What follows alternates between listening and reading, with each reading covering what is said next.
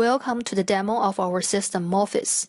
In this demo, we want to demonstrate that our system Morphus supports read and write operations on a database table while its data is being reconfigured. We run Morphus on a 10-machine cluster. This cluster consists of one machine running MongoS and the workload generator and 3 replica sets. Each replica set contains a primary and 2 secondaries. There are 3 config servers, each co-located on a physical machine with a replica set primary. All physical machines are Dell D710 nodes. Each node has 4 cores, 12 GB RAM, and 750 GB disk space. All machines are connected to 100 Mbps LAN switch. We use the dataset of Amazon reviews as our default collection. The database size is 1 GB. We choose product ID as the old shard key and the user ID as the new shard key. For workload, our injection rate is 100 operations per second, with 40% read, 40% updates, and 20% insert. We compare Morphus with MongoDB reconfiguration solution, where a DBA needs to export the data, change the schema, and re-import the data. The main metrics we compare are reconfiguration completion time on the left and read-write latency during the process of schema change on the right. The blue and red lines are read-write latency, respectively. Note that if the latency drops down to -5, it indicates the query fails.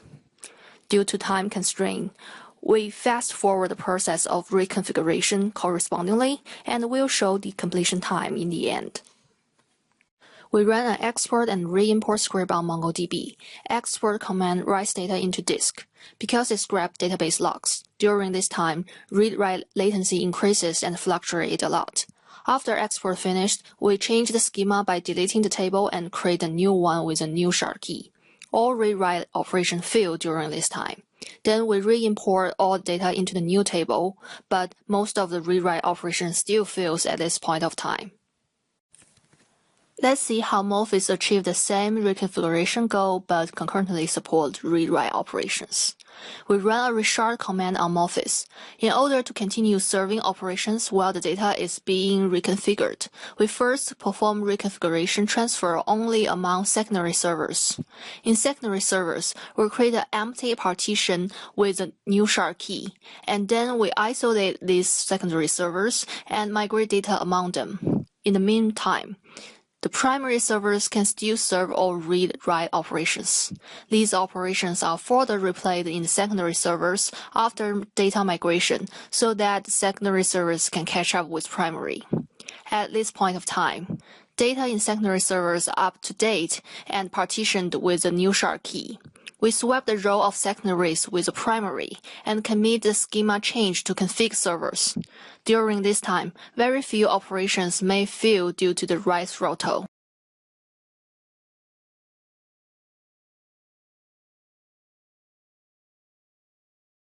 The number of writes that fail is low. For the uniform workload, fewer than 2% writes fail.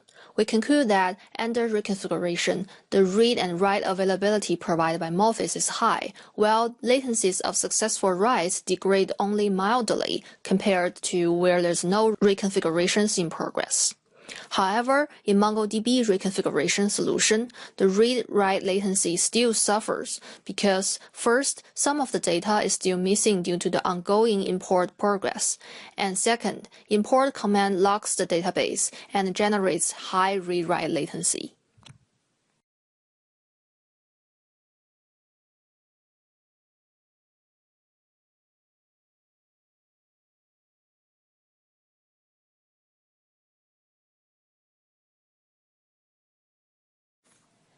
At last, our system Morphus completes reconfigurations in about 7 minutes, while MongoDB reconfigurations take about 15 minutes. We conclude that Morphus supports faster reconfigurations such as shard key change, while only mildly affecting the availability and latencies for read and write operations.